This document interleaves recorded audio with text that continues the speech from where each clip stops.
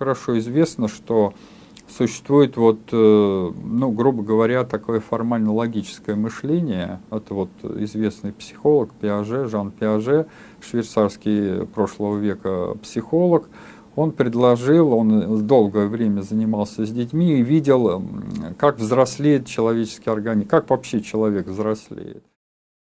Он сначала проходит стадию сенсомоторного такого изучения мира, он включает вот это мышление, ему надо все потрогать, так сказать, моторика здесь включается, двигательные акты.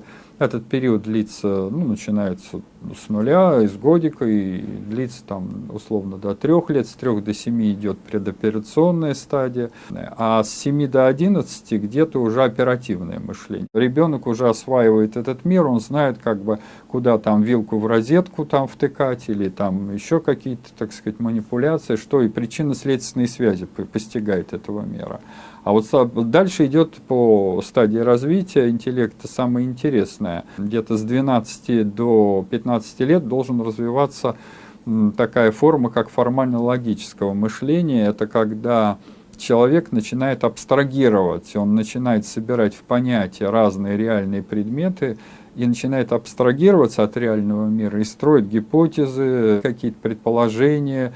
И у него мышление уже становится абстрактным. Оно становится аналитическим, абстрактным и не связанным с конкретикой. То есть он может там выдумывать теоремы, например, или там математические модели Вселенной рисовать, или предположения какие-то высказывать, версии, или гипотезы какие-то строить. Но дело-то в том, что по Пиаже где-то половина населения, даже больше половины, 50% населения до этого уровня не дорастает. То есть она его успешно проскакивает и так и остается на конкретно оперативном мышлении. То есть у них мышление оперативного интеллекта. Это не значит, что они глупые люди. Они умные, они могут, так сказать, знать, где чего достать, во все дырки влазить и вылазить из них, и где чего продать и прочее, прочее. Но весь ум их уходит, вся энергия на то, чтобы вот из одного места принести материал в другое место и получить навар, ну, грубо говоря. Ну, условно, там разные есть категории, конечно, профессиональные. Ну, вот примерно торговцы так они и делают. Логически, формально они мыслить не умеют. То есть они не умели раньше, в детстве, это не заложено в подростковом возрасте им было. И вот это вот умение не пришло. Понятное дело, что, в общем-то, ассоциативные зоны мозга, которые, в общем-то, локализуются формально, логическое мышление, им особо и не нужны. Они начинают, в общем, ну, так как все ненужное, в общем-то, оно постепенно начинает деградировать и постепенно уходить. И, в общем, природа не любит таких излишних затратных механизмов. Мозг – это энергетическая машина, она требует лишних затрат, чтобы думать, например, 25% у хорошо думающего человека энергии всего организма тратится на мозговую, на мыслительную деятельность. И понятное дело, что мозг начинает экономить. Раз это не используется, значит, в общем, это можно рассосать и как-то, так сказать, уйти. И это начинает просто рудиментироваться. Лобные и теменные ассоциативные центры, которые ответственны за это, они начинают постепенно деградировать и уходить. Именно с этим связано вот то, что по отношению к нашим предкам кроманьонцам мы потеряли это. Но это потерял в среднем, конечно, человек в среднем. Мы же берем среднего кроманьонца и среднего современного человека. Никто не меряет у конкретного человека там теменные или лобные зоны, насколько они там проявлены или не проявлены. Мы говорим в среднем. Вот. А если мы возьмем разбивку на расовые группы, то ситуация еще хуже. Более-менее у европеоидов так. Ну, хоть они и потеряли 200 кубиков, 1350 примерно, это средняя масса мозга у европеоидов, но, в общем, более-менее они сохранили в популяции. Там поляков, у поляков наиболее большой мозг и прочее, у голландцев. А вот если другие расовые группы брать, то здесь обстоит ситуация похуже. У монголоидов еще похуже, там в среднем где-то 1300, 1200, вот так вот, 50 кубиков мозга. А у негроидов 1200, а у австралоидов 1100 кубиков. А у некоторых групп австралоидов, вот у коренных австралийцев, которые мы знаем, представителей народностей Западной Австралии, Южной, фактически до 900 кубиков сокращается мозг. Черепа тасманийцев, ну, они как бы отделились от Австралии, вот как раз благодаря потопу 8 тысяч лет назад в эту культурную и геологическую изоляцию попали.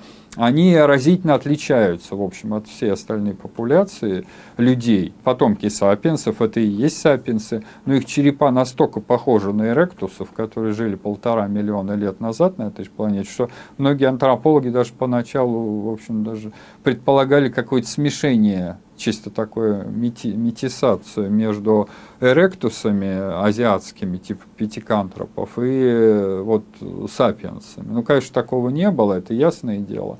А вот, скорее всего, вот эти идеи там полицентризма, может быть, которые в свое время Ван дер Райх провозгласил, тоже они достаточно были популярны в 40-е годы прошлого века. Но, тем не менее, в общем, надо признать, что, скорее всего, был иной процесс.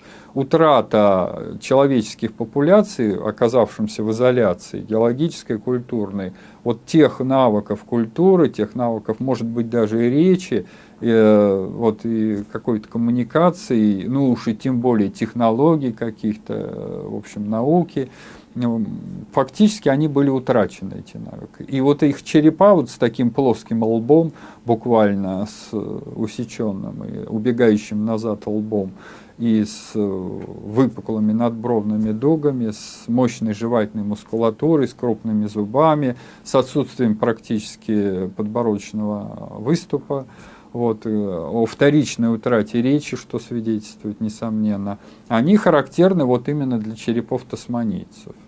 Ну, существуют и ныне такие популяции, которые, вот, например, ходят голые, андаманские негритосы, не знают огня, потеряли возможность как бы в примитивные ловушки ловят обезьян и вялят их на солнце.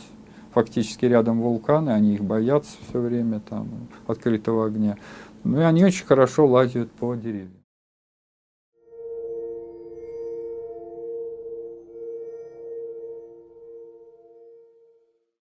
Я считаю, что была популяция людей, она и есть, она вневременная, такая космическое сообщество людей, но она, возможно, миллиарды лет существует, то есть люди существуют где-то вот на просторах космоса, не знаю, на каких планетах, а может между звездами какие-то вот эти типа Вавилонов, 6 летают эти, ну не могу просто фантазировать, примерно предполагаю, что существует эта популяция, она все время ремонтирует геном, она существует в стабильном более-менее виде в течение длительного времени, вот миллиарды лет буквально.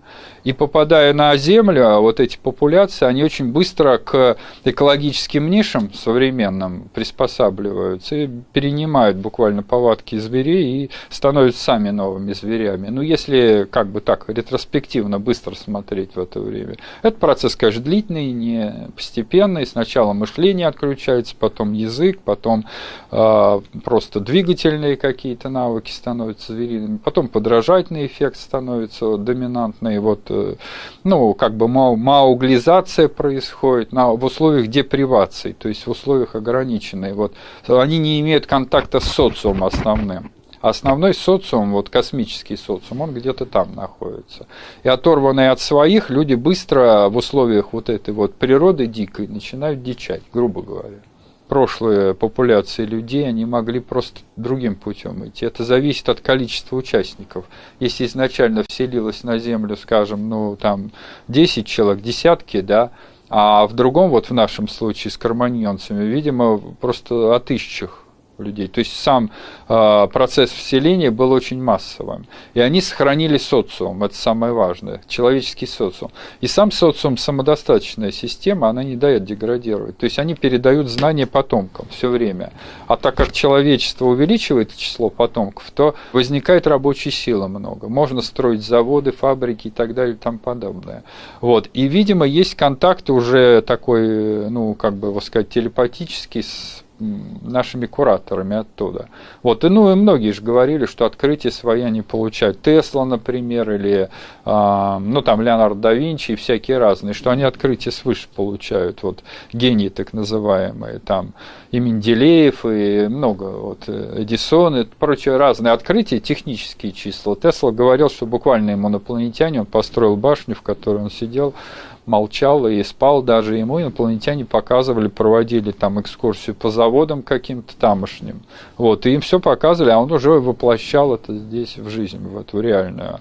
Вот. Его архив, кстати, тоже ЦРУ изъяло после смерти и на 50 лет засекретило.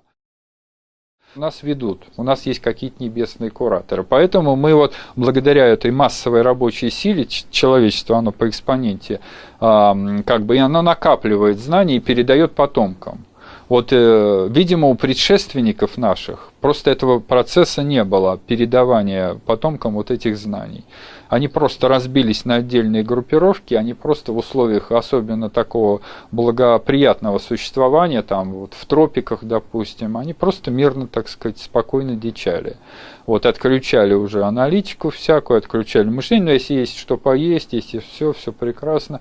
Вот, и они просто, так сказать, и утрата была социальных навыков, и культурных навыков, речевых, и потом это происходило такое как бы озверение. И это мы видим как раз в автономных популяциях людей тропических, ну, те же андаманские негритосы, там, тасманийцы и прочие разные, пигмеи те же, которые вышли от банту, отделились, вот, и вошли в тропический лес, они очень быстро, ну, грубо говоря, так, уменьшился их рост резко, и сократился объем мозга, и они стали такой более-менее, ну, более-менее примитивный образ жизни вести по отношению к основной популяции банту, вот, высокорослой. Бушменов загнали в Калахари, эту пустыню, они там спокойно, так сказать, сейчас мирно деградируют. Ну и так далее. Таких примеров достаточно много. А если брать в целом популяцию, то мы все-таки держим связь с космическим социумом, я считаю, такую психическую связь. И это позволяет нам не деградировать, а развиваться. И быстрый взрывной этап развития технологий, я считаю, это такой как бы, ну что ли, правильный путь, потому что мы тем самым, в общем-то, страхуем себя от деградации, развивая мозги, развивая быстро-быстро, но опять-таки мы не выходим на с оперативного уровня мышления, на формально-логическое не выходим, потому что все время все эти компьютерные технологии, они тоже упираются в умение мыслить логически. И вот то, что называется логистикой, на самом деле к логике никакого отношения не имеет. Это именно вот оперативно-тактические задачи решает логистика. А логика это более такие серьезные, уже абстрактные, когда символы, они решаются. Это, ну, математическое мышление, грубо говоря. Этого нет уже, ну, просто нет у людей. Вот сейчас пропагандируется всюду гедонизм, да, получение удовольствия. Жизнь для чего дана? Для того, чтобы надо удовольствие получать. Вот, и особенно на Западе. Они же все живут в гедонизме, грубо говоря. Там плавающие какие-то бильярды в бассейнах, или там, ну, что там рассказывать. В общем, все это хорошо видно там, на этих курортных зонах. В общем-то, это сплошной гедонизм. И о каком-то там мышлении говорить логическом, это просто они не поймут, о чем речь. А вот эти вот столпы культуры, там деятели шоу-бизнеса, они как раз являются маяками для всех остальных. И, естественно, популяция, грубо говоря, на них ориентируется, а не на каких-то мыслителей, логиков, да? Их нет просто сейчас философов. Какие философы в современном мире? И они не нужны, в общем-то. И вот эта вот простая мысль, что нам конкретных всяких усилий, конкретных мысленных усилий хватит, чтобы здесь жить припеваючи, она приводит цивилизацию в тупик. Потому что логически на несколько ходов вперед последствия действий и политики, и бизнесмены не просматривают, не просчитывают просто. Они не умеют мыслить дальше там, 2-3 операций.